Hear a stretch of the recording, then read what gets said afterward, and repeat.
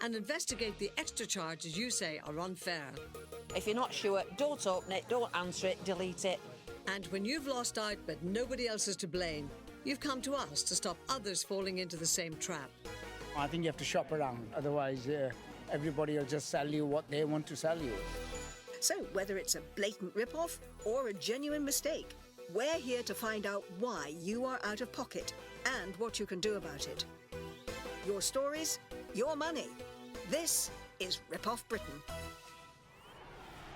Hello and welcome to Rip Off Britain. Well, as you can see, we're certainly not in the office and we're definitely not out on the road. I'm at home in my garden, and that's because the coronavirus lockdown happened before we got this particular series of Rip Off Britain finished. And just like many of you at home, we're staying at home and trying to stay safe. But just because you won't see as much of the three of us in this series, rest assured that we will be investigating many of the stories that you've asked us to look into. Coming up, why gift cards might not be good news. How one woman lost thousands of pounds to an audacious voucher scam. I'm so frightened. It's just a nightmare, absolute blooming nightmare. And watch out, why your next mobile phone upgrade could be just what the scammers are looking for. All of these contracts here, they're nothing to do with me whatsoever. It just happens to have my name and my address and be linked to me as a person. Now, the majority of scams that we cover on this programme tend to happen behind closed doors, and they usually involve someone having to transfer money to a fraudster, and they are notoriously difficult to put a stop to. But earlier this year, I met someone whose life has been turned absolutely upside down by a particularly cruel and callous scam. And really what makes what she went through even more upsetting is that so much of it happened in broad daylight and in public, and moreover, unwittingly, right under the noses of some of the most trusted names on the high street. Stick your hand in your pocket and chances are you'll find a crumpled up receipt or two.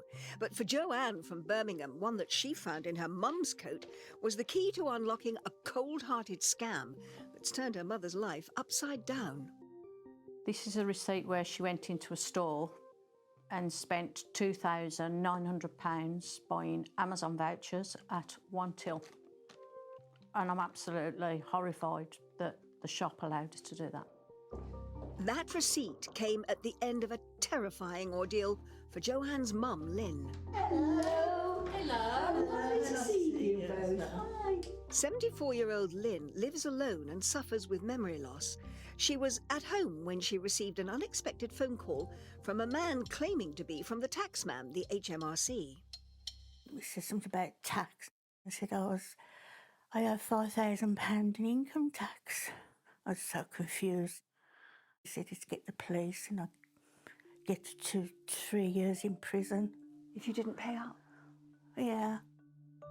Lynn didn't think she owed any tax, but knowing that her memory problems means she forgets things, and with the caller so insistent, she thought she must have made a mistake. She was convinced the only option was to settle the debt now, and then try and sort it out afterwards. So, did you say, all right, I'm prepared to pay it? Oh, well, the way he spoke, I've got to pay it. Yeah? You must have been terrified. I was terrified, yes, yeah.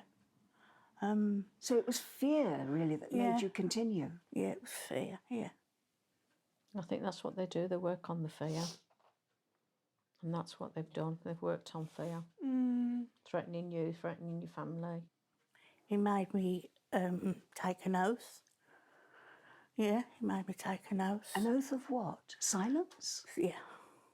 That you wouldn't tell anybody? Yeah.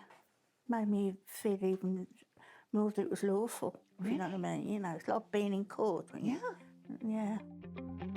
Rather than pay this phantom tax bill with a bank transfer, the caller told Lynn that the best way to settle it was to pay with gift cards, which she would need to buy from the high street before passing their unique numbers on to him.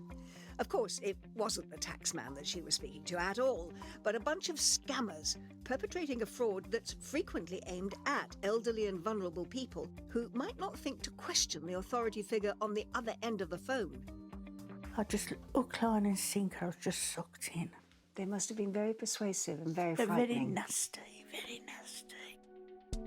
Terrified by the threats from someone she genuinely thought was the taxman, and worried that her memory issues might mean she really did owe the money, she followed his instructions, taking a taxi to a nearby electrical store, where she planned to buy £500 worth of gift cards. But when she got there, the store had just two £50 vouchers left.